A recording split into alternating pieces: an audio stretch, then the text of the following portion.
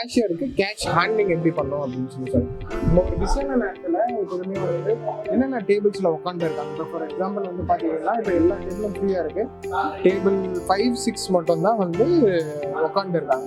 So இதுவும் அதுவும் match ஆகுதான்னு சொல்லி பார்க்கணும். நம்ம ஒரு க்ரௌடடாக இருக்கும், ஒரு 10 டேபிள் மேனேஜ் பண்ணுறோம், 20 டேபிள் மேனேஜ் பண்ணுறோம்னா ஃபஸ்ட்டு விஷயம் நிதானமாக செய்யணும். நிறைய பேர் வந்து எனக்கு உடனே பில் செட்டில் பண்ணுங்க, நான் போகிறேன் அப்படி இப்படின்னுவாங்க. கேஷ் ஹேண்ட்லிங் வந்து ரொம்ப பொறுமையாகவும் நிதானமாகவும் செய்யணும். எப்போதுமே காசு வந்துச்சுன்னா எவ்வளோ அமௌண்ட் கொடுக்குறாங்களோ அதை வந்து இங்கே செக் பண்ணிவிட்டு பேலன்ஸ் உங்களுக்கு கணக்கு வந்து மனக்கணக்கு நல்லா தெரியலாம், எப்போதுமே வந்து பேலன்ஸ் வந்து செக் பண்ணிவிட்டு அதுக்கப்புறமா எடுத்து கொடுங்க.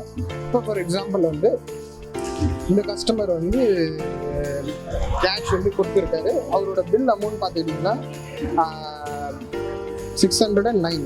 ஓகேவா? அவர் கொடுத்தது வந்து பார்த்துக்கிட்டிங்கன்னா 700 rupees கொடுத்துருக்காரு. ஓகேவா?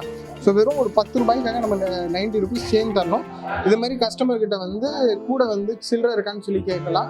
அவர்கிட்ட ஒரு வேளை சில்லறை இல்லைன்னா நம்ம வந்து இதை எடுத்து தரணும்.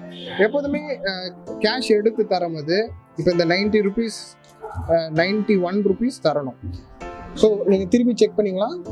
690 - 700 கொடுத்துருக்காரு, 91 rupees திருப்பி தரணும். இந்த 91 rupees வந்து நான் இந்த கஸ்டமருக்கு தரேன். இந்த பில்லு இங்கே தான் இருக்குது, அவர் கொடுத்த காசு இங்கே தான் இருக்குது, நான் உள்ளார எடுத்து வைக்கலை. அவர் வாங்கிட்ட பிறகு தேங்க்யூ சார்னு சொல்லி பில் பே பண்ணிட்டு, இல்லை திடீர்னு கஸ்டமர் சொல்லுவார், இல்லை நான் வந்து 10,000 கொடுத்தேன், இல்லை 1 lakh கொடுத்தேன், எப்படி வேணால் சொல்லலாம். பட் அவங்க கஸ்டமருக்கு அந்த சேஞ்ச் தனியாக எடுத்துட்டு இது நம்ம இப்படி வச்சுக்கணும். இங்கே மேலே கேமரா இருக்கிறனால நம்ம ஏதாவது டிஸ்பியூட் இருந்தால் கூட நம்ம பார்த்துக்கலாம். ஸோ அந்த சேஞ்ச் கொடுத்துட்ட உடனே பேடன்ஸ்லி குத்திட்டு அப்புறமா அந்த கஸ்டமர்கிட்ட கொடுக்கணும்.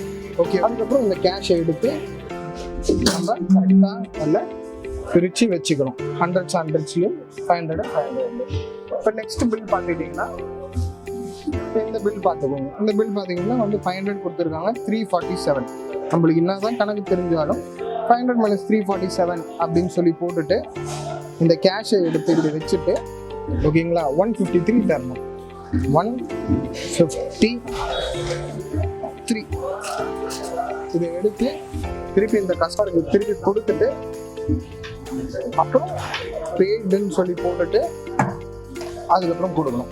செட்டில் பண்ணும்போது நான் சொன்ன மாதிரி வந்து முன்னாடியே ஒரு வீடியோவில் சொல்லியிருப்பேன், கேஷா யூபிஐயா இல்லை வந்து கார்டான்னு சொல்லி தனியாக இது பண்ணும். கார்டு செட்டில்மெண்ட் வந்துச்சுன்னா கார்டோட சின்ன சின்ன ரெசிப்ட் மாரி வந்து வரும். வந்து கார்டில் இருந்து வரக்கூடிய இது மாதிரி சீட்டை வந்து தனியாக இங்கே கிளிப்பு போட்டு எடுத்து வைக்கணும். ஏன் கிளிப்பு போட்டு எடுத்து வைக்கணும்னா திடீர்னு ஒரு மிஸ்மேட்ச் இருக்கும், நம்ம கார்டு என்ட்ரி தப்பாக இருக்கும், கார்டு செட்டில்மெண்ட்டில் மிஸ்மேட்ச் இருக்கும், இல்லை ராத்திரி செட்டில்மெண்ட் வந்து ஃபுல் அவுட்புட் வராது. அப்போ நம்ம இதை பார்த்து தான் நம்மளால் வந்து என்ன மிஸ்மேட்ச்சு என்னன்னு சொல்லி தெரிய முடியும். அதனால் கார்டு மட்டுமே வந்து தனியாக எடுத்து வைங்க. இது வந்து ரொம்ப ரொம்ப முக்கியம். ஆனால் நம்ம வந்து கார்டா யூபிஐயா எதில் செட்டில் பண்ணுறோமோ அதை கரெக்டாக செட்டில் பண்ணணும். இது நம்ம கரெக்டாக செட்டில் பண்ணும்போது நம்மளோட இன்னைக்கு வந்த காசு என்ன, எவ்வளோ கேஷில் வந்துருக்கு, எவ்வளோ கார்டில் வந்துருக்கு, எவ்வளோ யூபிஐயில் வந்துருக்கு, மிஸ்மேட்ச் எல்லாமே வந்து கண்டுபிடிக்க முடியும்.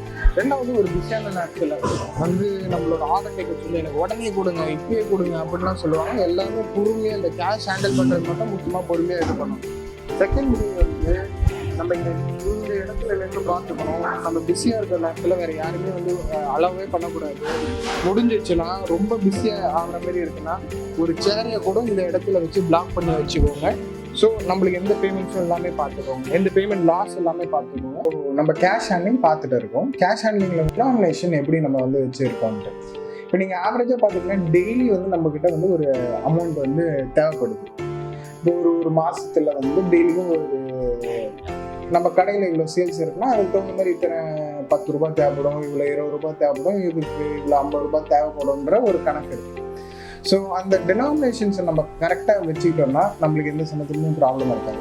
ஸோ நம்ம ஃபஸ்ட்டு வந்து கேஷ் ஹேண்ட் ஓவர் வாங்குனதும் சரி, நம்ம கேஷ் எப்போல்லாம் நம்ம ஃபஸ்ட் டைம் பார்க்குறோமோ ஃபஸ்ட்டு நம்ம அன்றைக்கி தேவையான டினாமினேஷன் அன்றைக்கினா நீங்கள் வந்து ஷிஃப்ட்டில் இருந்து நீங்கள் அடுத்த தடவை ஷிஃப்ட்டில் வர வரைக்கும், இப்போ நீங்கள் காலைல வரீங்க ஷிஃப்ட்டுக்குன்னா ஒரு உதாரணத்துக்கு நீங்கள் திருப்பி அடுத்த நாள் காலைல வருவீங்கன்னா அது வரைக்கும் தேவையான டினாமினேஷன் வந்து நம்ம கையில் இருக்கா அப்படின்றத நம்ம வந்து செக் பண்ணி வச்சுக்கணும்.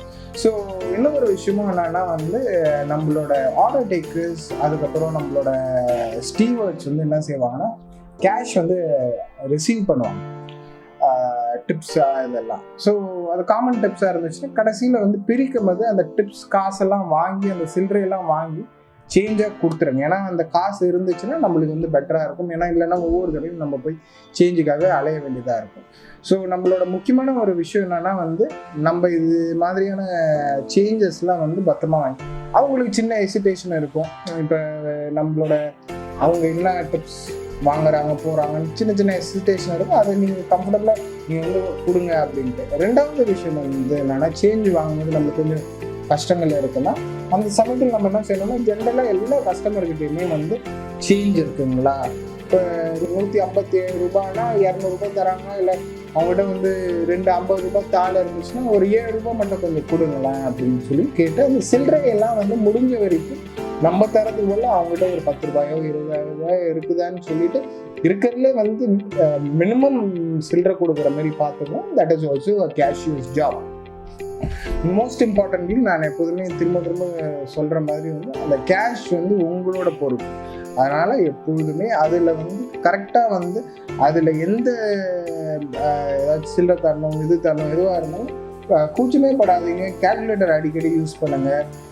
அதோட கேஷ் ஹேண்ட்லிங்கை பொறுத்த வரைக்கும் பொறுமையாகவும் நிதானமாகவும் செய்யுங்க. எவ்வளோ கும்பலாக இருந்தாலும் ஒரு 2 மினிட்ஸ் நம்ம வெயிட் பண்ணோம்னா நம்மளோட நிறைய லாஸஸும் எல்லாமே பார்த்துக்கலாம். ஸோ அப்போ கேஷ் ஹேண்ட்லிங் வந்து நம்ம நிதானமாக ஃபுல் 100% கவனத்தோட பண்ணணும். All the very best. அவ்வளோதான் நம்ம கேஷ் ஹேண்ட்லிங் பற்றி நம்ம பார்க்க வேண்டியது. இன்னொரு வீடியோவில் நம்ம சந்திக்கலாம்.